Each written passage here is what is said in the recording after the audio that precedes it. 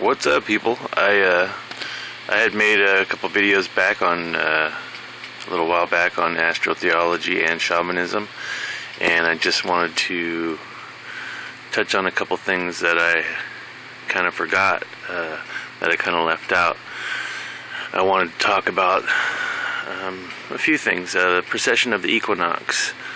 The Jewish, the Israelites would have called it the Mazel-Roth. Today we call it the zodiac. But if you looked on like I say, if you went to the floor of Simon Peter's home, I think it's in a place called Bethsaida, there's you'll find one of these with Christ in the middle, a depiction of the Christos and these different characters, the 12 characters around there on the floor of his home there. And the Jewish children used to get tops or dreidels, which were toys that would teach how the earth spins, and they'd spin those dreidels around, and you can see when you watch a dreidel spin that the earth, the outside edge of the dreidel will spin in one direction, whereas the top or the pole of the dreidel will spin the opposite direction, and it's a much slower spin than the outside bulge is. So when we live by the year of our Lord and we go about, like Jesus says, I provide you with 12 hours of the day to live and work by, and 12 hours of night to stumble under, the darkness to stumble under. When we live by the clock, it's basically this 24-hour precession right here going this way. So keeping track of the precession and procession of the equinox is a matter of these two directional movements through the celestial bodies and where they track into the zodiac. So we live going through the clock forward this direction here. And this top part is a directional where the clock rolls backwards through time, through these zodiacal characters. And it moves much slower. It might take 24 hours to move this way, but 24,000 years or more to move that way. So these ages that people are talking about, the New Agers and all this stuff, has to do with that. And you consider this Gregorian calendar, the year of our Lord, it was perfected in 1550 and started using it sometimes in the 1570s or 1580s.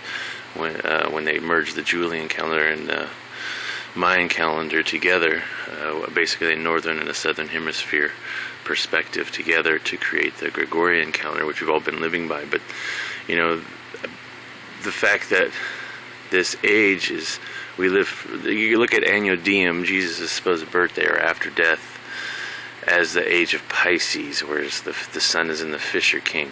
And when I explained how this works on Christmas morning for the last 2000 whatever years, 2013 years, and however long it's been, actually 2012, because last year it was something a little different that occurred. If you'll notice that when it rises under Virgo, when it rises under Virgo on Christmas morning, it would set in Pisces. And the next age is Aquarius. So when the true age change happens, the age of Aquarius, what I believe will happen is the sun will no longer rise under Virgo on Christmas morning. And this, I'm not an astrologer by any means, but it just makes sense. And if it's not going to rise under Virgo, which Virgo is directly across from Pisces, so it rises under Virgo and sets under Pisces on Christmas morning, that means it's going to have to rise under Leo and set in Aquarius when it becomes the age of Aquarius on Christmas morning. That's just me using a little bit of deductive reasoning, I guess, based on, I've studied this actual precession back, it goes all the way back to Adam's clock, which is on top of a hill in Africa somewhere. I mean, they've been using this sense of time. This is the same thing as the southern Hindu calendar. It's been around for I mean, I've traced it back through all the different cultures, almost 33,000 years. Now, the characters have changed slightly, but the numerical equivalents have always been roughly the same, based on the 12 count, and it's why we use the decimal system instead of the metric system, because this has been around so long. It all ties into it, and the Masons and the Pythagoreans and the holy science behind all of this. But one thing I noticed about this has been happening for years. I've been actually observing it on my Google Sky Maps for years during Christmas morning. I also watch on Easter. I watch the moon get born underneath Virgo, the moon goddess Ishtar, on Easter, when we send the kids out to collect these in the baskets hidden under the fourth floor. I noticed, all these people were talking about how the Mayan calendar was going to end last 2012, blah, blah, blah, blah, blah. Well, in fact, I observed it with my Google Sky Map. This whole normal procession, or should I say nativity scene that takes place on Christmas Eve and Christmas morning, it did not happen. I did not watch the three kings rise in the east, and I did not watch the dog star come up, and I did not watch Virgo give birth to the sun last Christmas. In fact, the sun moved past all of that into the galactic center, which is, it hangs right about in Sagittarius, and it stayed there for like 10 days. Maybe after 8 days I quit looking, and I went back on the 10th day, and I think it had moved back.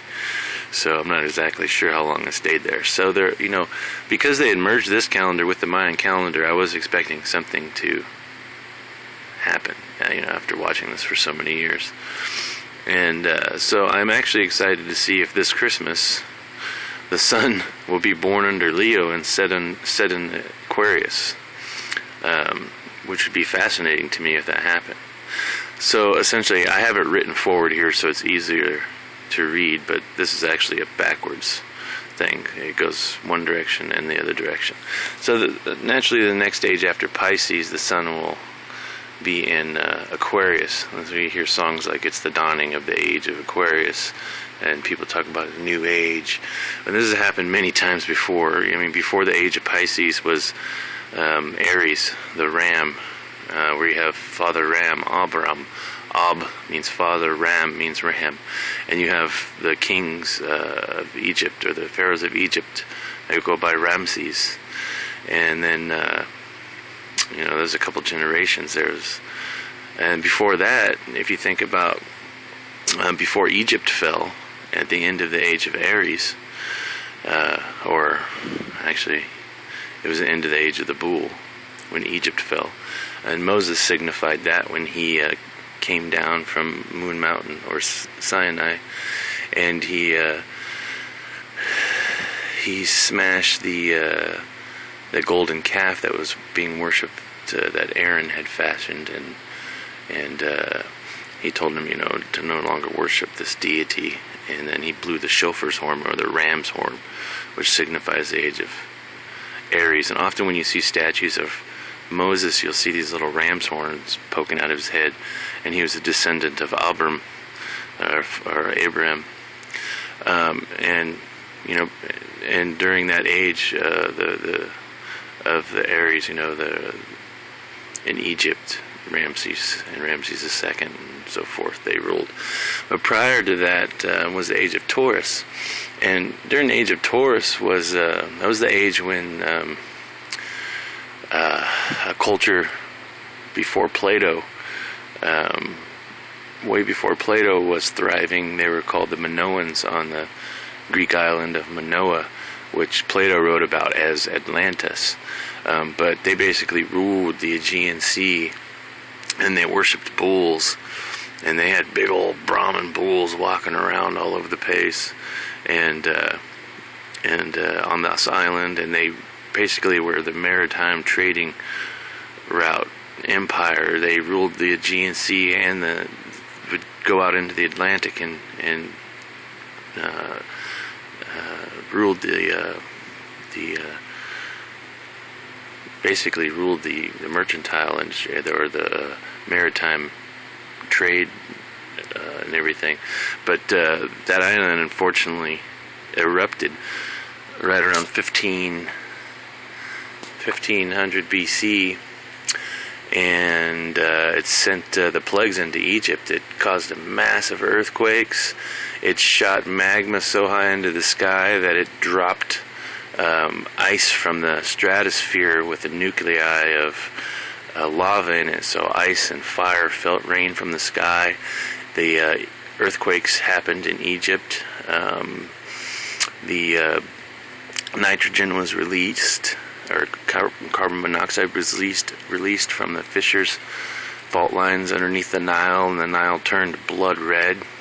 And all the frogs vacated, so they had a plague of frogs, and all the fish died off, and they had a plague of insects and dead fish.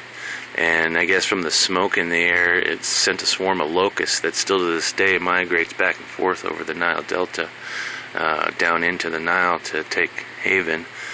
And because the Israelites, not the Israelites, but the Egyptians, they would let the firstborn son sleep on the first floor with the livestock. These waves of carbon monoxide crept up out of the Nile Delta and just killed all the livestock and the firstborn sons that were in these houses, and just kind of devastated everybody. And it caused people who didn't die would get boils on their skin. This happened back in the 80s in a lake in Africa, and it did the same thing. The lake turned red, and it killed all the people that were laying low to the ground with carbon monoxide and left boils on their skin. And then, of course, Moses came back from his adventure with the people who lived out in the desert, taught him all kinds of stuff. He was out there because he had killed a guard. He didn't like the way his people were being treated. And luckily, most of his people were on the other side of the river celebrating particular festivals when all this occurred. And they were saved from the poison gases. But so Moses came back, and he got his stepbrother Aaron to gather a bunch of Levites, or the Egyptian priest class, and join up with a bunch of Moses' people, the Hebrews, on the other side of the river, and skip town.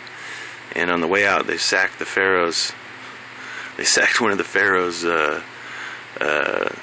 stations and took all of their livestock and supplies. And the Pharaoh decided he'd chase after him after he decided he'd let him go. Gave chase to him, and Moses went to the Sea of Reeds and waited for the easterly winds to blow. He set up a torch up on his sand dunes so that they couldn't see what was going on the other side of that light. And when the Pharaoh woke in the morning and tried to race back across the Sea of Reeds, the easterly winds died down from the sunrise, finally rising, and the waters came back in and swamped him. And everybody knows that whole story. But, yeah, I got off track there. I love the story of Exodus. It's so fascinating. But, basically, the age of the bull, people were worshiping the bull, or Baal, the bull god. And before that, you had the age of the twins, Gemini. The Bible goes back to the age of Gemini, or Adam and Eve, the twins. The sun rested there, and a lot of the people who are fundamental believers believe that the earth is only so many thousands of years old. Well, you can count backwards. Age of Pisces, 2,000 years. Aries, 2,000. Taurus, 2,000. Gemini, 2,000. You're looking 6,000 to 8,000 years back.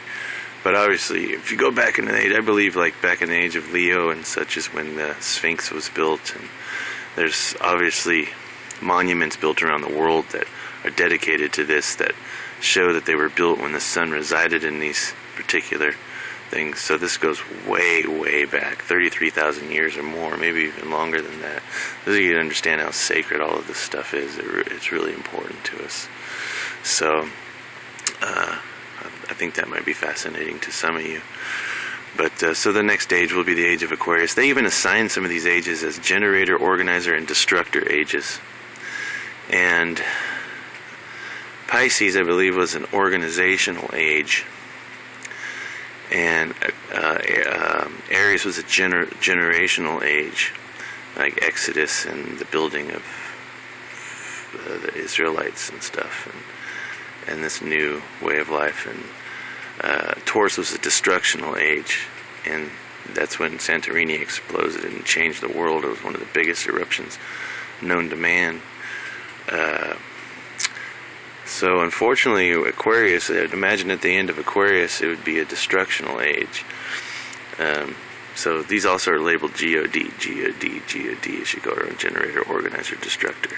If you study the zodiac, you'll get into a little more of the esoteric stuff. You'll find that.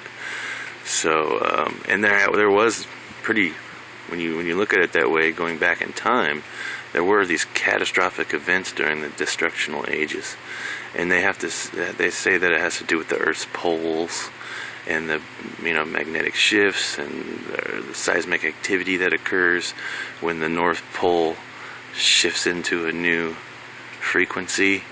They believe all these signs are particular frequencies and that we're born under cosmic waves, and that's why we all have particular personalities that are attributed to that. And when you understand, it's weird that we all have our own fingerprint, which is a somatic impression or a somatic wave impression, and we all have this particular moment in time that we're born under. And when you understand somatics and frequency and waves and plasma and all that stuff, that's kind of weird. Anyways, so I find that all to be kind of fascinating. Thought I'd want to share that. And then if you guys ever get a chance, some cool things to study is the trivium, quadrivium, and English gematria. There's a cipher you can use, just like Hebrew and Greek was written in gematria, which means numbers and letters. English was written the same way. This is what the Masons will use as a cipher. Take those 7 sacred numbers, 1, 2, 3, 4, 5, 6, 7, 6, 5, 4, 3, 2, 1. You break the alphabet down. Just remember the 7, the holy sacred number, resides over the G, which stands for God in geometry, and over the cross, which we know what the cross stands for. So that's where the ciphers split. And then when you don't really get into this unless you understand pi, the holy ratio of Fibonacci ratios, and pi, and sacred geometry, and Metatron's cube, and the flower of life, and the Vesica Pisces, is then all of these numbers that pop up out of all this stuff start to make sense to you. Anyways, God bless people. Have a wonderful day. Life is a wonderful mystery. Cherish it. Be blessed. Take care.